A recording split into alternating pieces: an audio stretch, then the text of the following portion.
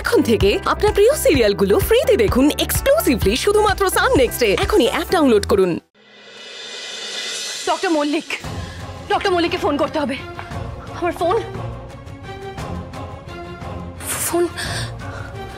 ফোনটা রক্তিমবাবু। বন্ধুরা, আর জাস্ট কিছুক্ষণের অপেক্ষা, তারপরেই মনে হচ্ছে একটা সুখবর আসবে। বলছি ভিতরের অবস্থা খুব খারাপ। ডক্টর কত দূর? ডালি আমি বলছি, এই ডাক্তারের গাড়ি পাঞ্চার হয়ে গেছে, মানে ওনার আসতে দেরি হবে। সর্বনাশ। ওদিকে তো দিদিভাই শ্বাস নিতে পারছে না, অবস্থা খুব খারাপ। রক্তিমবাবু, আমাকে না একবার ওই ডক্টর মল্লিকের সাথে কথা বলতে হবে। হ্যাঁ, আমি কল করছি, এক সেকেন্ড। হ্যালো ডক্টর মল্লিক, আমি রক্তিম দেব বর্মন বলছিলাম। হ্যাঁ, একটা এমার্জেন্সিতে আপনাকে কল করলাম, একটু ডালির সাথে কথা বলতে হবে আপনাকে, একটু প্লিজ। হ্যাঁ,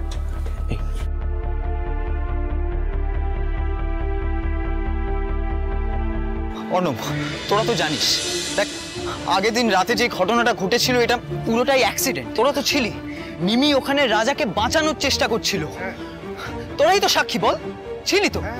আর তার উপর ওই রাজা আর রেহান আমার বোনকে রেপ করার চেষ্টা করেছে। ওরা রেপিস্ট, ওরা ক্রিমিনালস। হ্যাঁ, রেহান যে অমিকে বাজেভাবে দেখতো সেটা আমরা সবাই জানি। হ্যাঁ, আর এটাই আমাদের সবাইকে জানাতে হবে। এই তোরা সবাই থাকবি তো আমাদের পাশে? হ্যাঁ, না, কেউ থাকবে না। খবরদার, আমার বিরুদ্ধে কেউ যদি একটা কোনো কথা বলেছিস, তার সাথে কি হবে তোরা কল্পনাও করতে পারবি না। তুই এভাবে ভয় দেখিয়ে সবটা ধামাচাপা দিতে পারিস না রেহান। লিসেন, রেহান সিনহা পারে না এরকম কোনো কাজ হয় না। তোরা তো আমার বাবাকে খুব ভালো করেই চিনিস। আর আমার বিরুদ্ধে কেউ যদি একটা কোনো কথা বলেছিস, তাকে প্রথমে কলেজ থেকে ছাড়া করব, তারপর তার কেরিয়ারটাকেও আমি শেষ করে দেবো। তোরা এখানে দাঁড়িয়ে আমার মুখ কি দেখছিস? যা এখান থেকে, যা। ওই, তুই ভয় দেখিয়ে সবার মুখ বন্ধ করতে পারবি না। তুই আমার বোনের সাথে যে নোংরামিটা করেছিস তার শাস্তি তোকে পেতেই হবে। আচ্ছা ঠিক আছে, আমিও দেখছি তুই আমার কি বিগড়ে নিতে পারিস। আচ্ছা দাঁড়ান, আমি রিকোয়েস্ট করছি। স্যার বলছি, একটু শুনবেন? বলছি ডক্টর না পেশেন্টকে একবার দেখতে চাইছে, মানে আমি যদি একবার ভিডিও কল। থানার মধ্যে তো ভিডিও কলিং নিষেধ। মানে স্যার, না, এটা যা সিচুয়েশন তাতে ভিডিও কল করা যেতেই পারে। প্লিজ, এটা লাইফ এন্ড ডেথের একটা ব্যাপার। আমি আপনাকে পারমিশন দিচ্ছি, যান আপনি কলটা করুন। Thank you sir, thank you so much. রক্তিমবাবু, আমি কলটা করছি। All the best.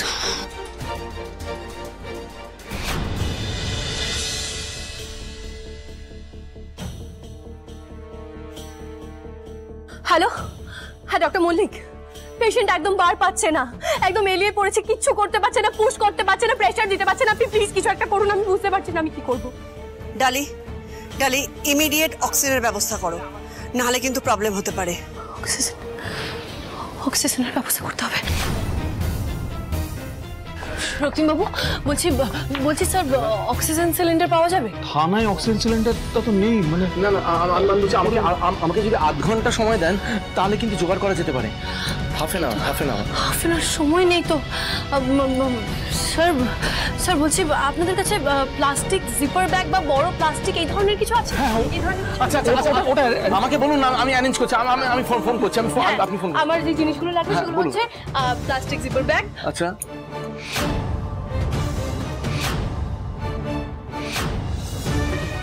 প্লিজ এগুলো জোগাড় করুন fast. Just give me 2 minutes.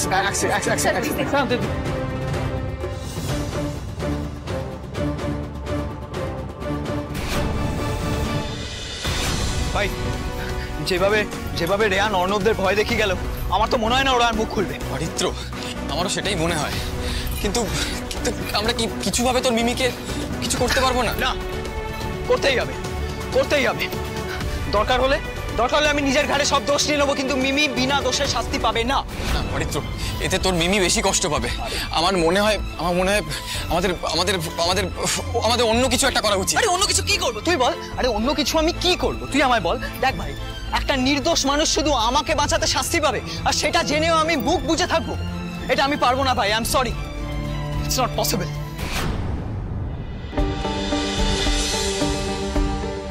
Doctor Mallick, এই দিকে দেখুন তো, এটা দিয়ে হবে কি? একবার দেখুন। একদম হবে, এক্সেলেন্ট ডালি। প্রতিমবাবু একবার এদিকে আসুন, এটা ধরতে হবে। হ্যাঁ বন্ধুরা, দেখতে পাচ্ছ এটা? অসম্ভব মনে হচ্ছে তো, তাই তো?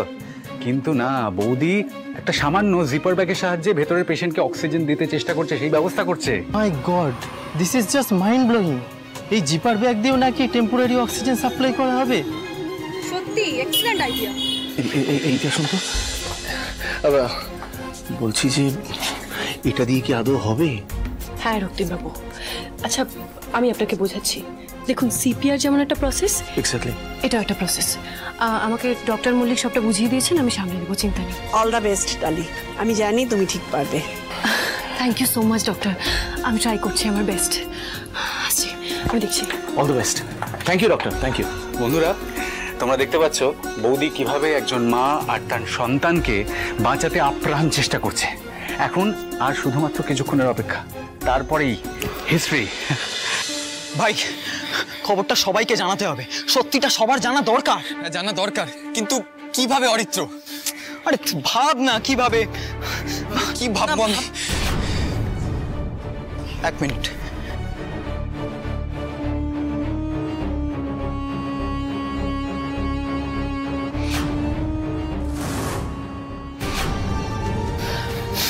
ভাই, আমাদের প্যাম্পলেট আর পোস্টার বানাতে হবে, সেটা আমরা এই গোটা শহর জুড়ে বিলিয়ে দেবো। তাহলে মিমির নির্দোষ হওয়ার খবরটা শহরের কোনায় কোনায় পৌঁছে যাবে। Good idea. এটা ওনাকে আগে পড়িয়ে দিন। আস্তে মাথাটা তুলুন, আস্তে। এই তো।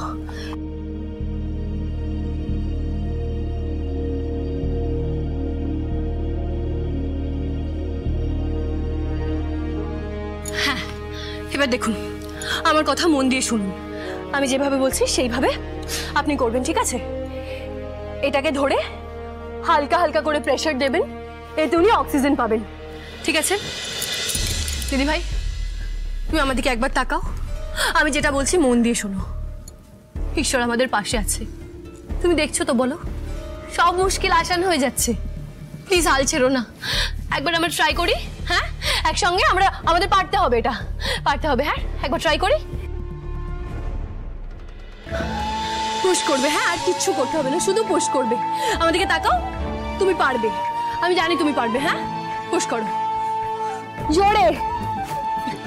দেখো, তোমার বাচ্চার জন্য, তোমার সন্তানের জন্য তোমাকে এটা করতেই হবে। প্লিজ প্লিজ হাল ছেড়ো না, তোমাকে এটা করতেই হবে। আমি জানি তুমি এটা পারবে, করো, পুশ করো, পুশ করো, প্রেসার দাও। হবে না, হবে না। আপনি এক্ষুনি গ্লাভস নিয়ে আসুন, কাঁচি নিয়ে আসুন, গরম জল নিয়ে আসুন, আর একটা ক্লিপ নিয়ে আসুন।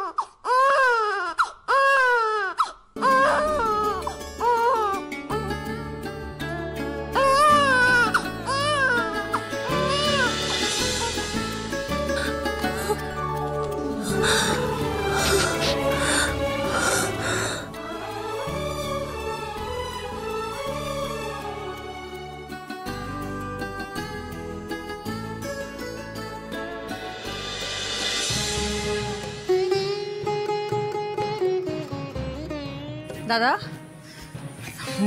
বলছি কি, ঝর্ণারা চলে আসবে, কিন্তু কি বলবি, কিছু ভেবে রেখেছিস? জানি না রে, আমার মাথায় কিচ্ছু আসছে না। আমি ঝর্ণাকে মুখ দেখাবো কি করে বলতো? মানে ওকে আমি কি করে বলবো যে ওর মেয়ের, না না আমি জানি না, আমার মাথায় কিছু আসছে না। কথা শোন, বলতে হবেই, লুকোনো যাবে না। ঠান্ডা মাথায় পুরো ব্যাপারটাকে হ্যান্ডেল করতে হবে তো আমাদের। কি সামলানোর কথা হচ্ছে, কি ট্যাকেল করার কথা হচ্ছে দিদি? হ্যাঁ কি তোমরা চলে এসছো? বাচ্চারা কই, আর আমার ভাইটা কই? বাচ্চারা আর বলবেন না, যা দুষ্টু হয়েছে, বাইরে সাহেবকে পেয়েছে, ব্যাস চকলেট দাও, একেবারে চকলেট কিনতে সোজা চলে গেছে। আর আপনার ভাই মানে আসলে কি দিদি, মানে সংসার চালাতে গেলে কাজ টাজ দরকার, তো সেই জন্য ওর ওই ফটোগ্রাফির নেশাটা আবার মাথা চারা দিয়ে উঠেছে। অনেক কটা জায়গায় অ্যাপ্লাইও করেছে, কাজ জোগাড় করে তারপর বাড়ি ফিরবে। ডালি কই, সারা দিচ্ছে না? কিরে ডালি, আমি এসে গেছি। ডালি কোথায় গেল দাদা?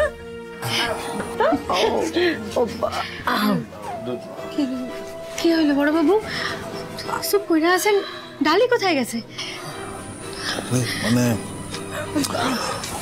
কি হলো দাদা, আপনি এরম করছেন কেন?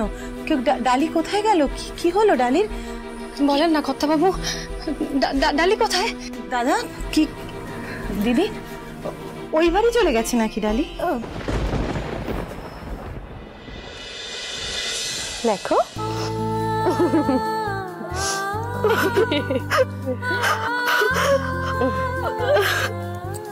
ডালি, ডালি,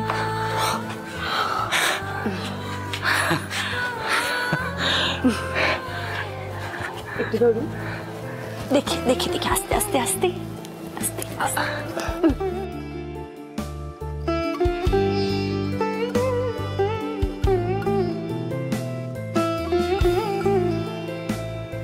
এখানে যা যা হয়েছে সবটা ভিডিও করেছি, আমার নাম বলবেন না।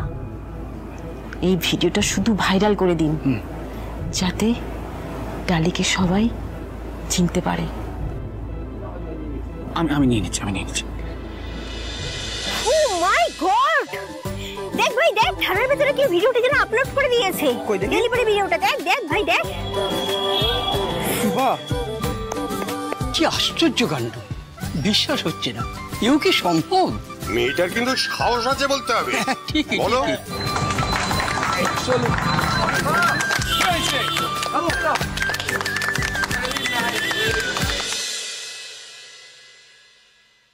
স্যার বলছি, ফাইলটা এখনো আপ টু ডেট হয়নি, আপনি কাজটাও করছেন না।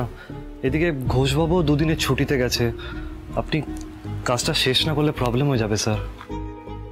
মানে আমি কখন কাজ কমপ্লিট করব না করব সেই জবাব দিয়ে তোমাকে দিতে হবে নাকি? কে তুমি?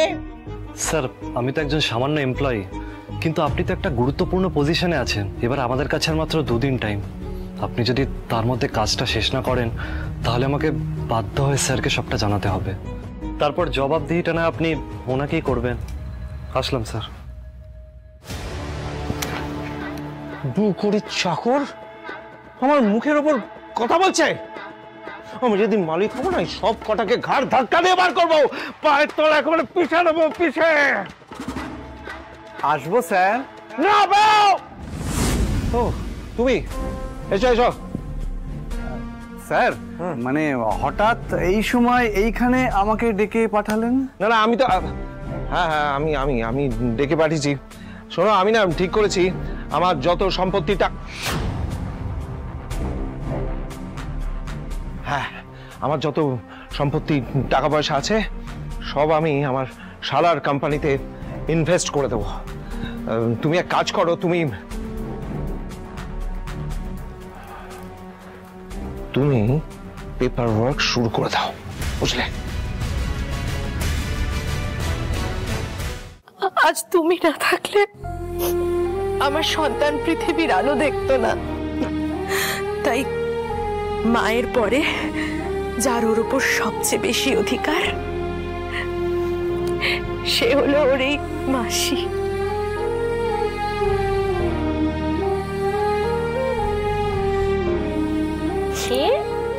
আস্তে আস্তে তারার মতো রাত আকাশে জ্বলবে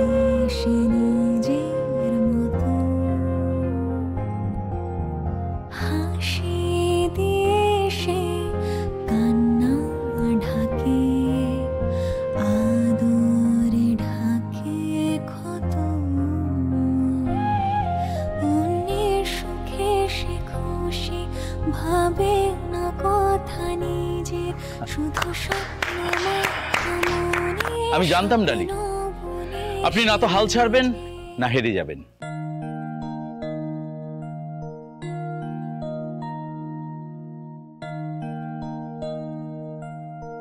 ডালি, এদিকে এসো। আজ যে এত প্রতিকূল পরিস্থিতিতেও আমার ছেলেটা নির্বিঘ্নে সুস্থ শরীরে জন্ম নিল, তা শুধুমাত্র তোমার জন্য ডালি। তাই আমি চাই ওর এই মাসি আজ ওর নামকরণ করুক। বলো কি নাম রাখবো ওর? দিদি ভাই, তোমার এই ছেলে ভীষণ সাহসী আর তেমনই লড়াকু। ও যতগুলো লড়াই লড়ে পরীক্ষা দিয়ে জন্ম নিয়েছে তেমনটা আর কেউ নেয়নি। তাই আমার মনে হয় তুমি ওর নাম পরীক্ষিত রাখতে পারো। পরীক্ষিত? বাহ, আমার ভীষণ পছন্দ হয়েছে নামটা। কঠিন পরীক্ষা উতরে জীবন যুদ্ধের প্রথম ধাপ যে পেরোলো, তার জন্য তো এই নামটাই উপযুক্ত। সত্যি আজ স্বাধীনতা দিবসে এর চেয়ে বড় পাওনা কিছুই হয় না। আমি ঈশ্বরের কাছে প্রার্থনা করব সে যেন অন্যায়ের বিরুদ্ধে লড়াই করতে পারে আর ভয় না পেয়ে জীবনের সমস্ত কঠিন পরীক্ষা যেন অতিক্রম করতে পারে। আজ যে আমার ছেলে পৃথিবীর আলো দেখলো, জীবন বাঁচার এত বড় সুযোগ পেল, তা শুধুমাত্র তোমার জন্য ডালি। আমি তোমার কাছে চিরকৃতজ্ঞ থাকবো ডালি। এই কি করছো দিদি ভাই? প্লিজ একটু ধরুন। এরকম বলতে নেই, আমি আছি তো। আমাকে একটু ধরো। আচ্ছা, আস্তে আস্তে। হ্যাঁ, দেখে দেখে। কি ভুল কিছু তো করছি না, যোগ্য মানুষেরই তো পা ধরছি। আর তো তুমি আমার কাছে সাধারণ মানুষ নও ডালি, তুমি ভগবান। তুমি সব পারো ডালি, সব। আচ্ছা বুঝেছি, শুয়ে পড়ো দেখি। এরপর থেকে আমার জীবনের সব কষ্টে আমি শুধু তোমার কথা ভাববো ডালি।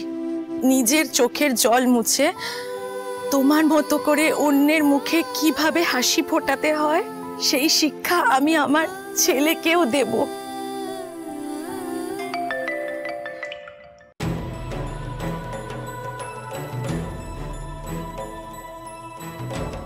কি এটা কি করলো?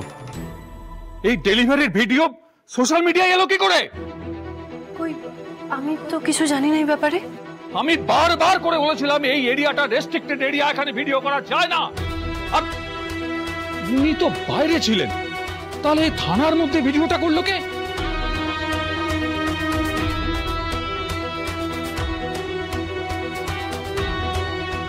এই ভিডিওতে যাদের যাদের দেখা যাচ্ছে তারা তো সবাই ডেলিভারি করাতে ব্যস্ত। তার মানে তুমি?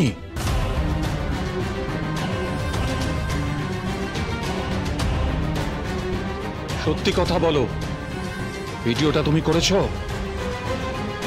চুপ করে থাকবে না, উত্তর দাও। থানার প্রটোকল ভেঙে ভিডিও তুমি করেছো? হ্যাঁ স্যার, জানি হয়তো নিয়ম ভেঙে ভুল করেছি, কিন্তু বিশ্বাস করুন আমার উদ্দেশ্য খারাপ ছিল না। আমি শুধু চেয়েছিলাম ডালির মতো মানুষ যে নিঃস্বার্থভাবে অন্যের উপকারে এইভাবে ঝাঁপিয়ে পড়তে পারে, তার কথা যেন সবাই জানে। কিন্তু এটা করতে গিয়ে তুমি আমাদের থানার জন্য একটা ভুল দৃষ্টান্ত তৈরি করলে। যে ভুল তুমি করেছো তার খেসারত হিসাবে সাসপেন্ড তোমাকে হতেই হবে। না, কাউকে সাসপেন্ড করা হবে না। কিন্তু স্যার, উপর মহল থেকে যদি... স্যার, কখনো কখনো দায়িত্বর চেয়ে ইমোশনকে বড় জায়গা দিতে হয়। আর যেহেতু ওনার উদ্দেশ্য সত্যি সত্যি সৎ ছিল, তাই এ ব্যাপারে ওনাকে শাস্তি দেওয়ার কোনো প্রয়োজন নেই। আর উপর মহলের জবাবদিহি সেটা আমি সামলে নেব।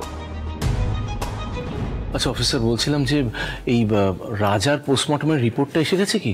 না মিস্টার দেববর্মন, আজকে 15 আগস্ট ছুটির দিন বলে রিপোর্ট আসেনি।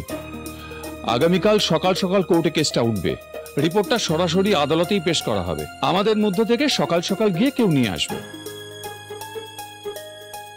শুনলেন তো, আজকে কিছু করা যাবে না, যান বাড়ি ফিরে যান। ঋষভ, বাড়ি ফিরে না যান। ডার্লিং, আমি কোথাও যাবো না। আপনি বাড়ি ফিরলে তবেই আমি বাড়ি যাব। কিন্তু সেটা সম্ভব নয় রক্তিমবাবু। আইনের হাত থেকে একজন অপরাধীকে বাঁচানো অপরাধ। না ডার্লিং, এই কথাটা একদম বলবেন না। আমি কিছুতেই বিশ্বাস করি না যে আপনি অপরাধী, আপনি অপরাধ করেছেন। দেখুন, আপনার বিশ্বাস অবিশ্বাসে সত্যিটা পাল্টে যাবে না, প্লিজ।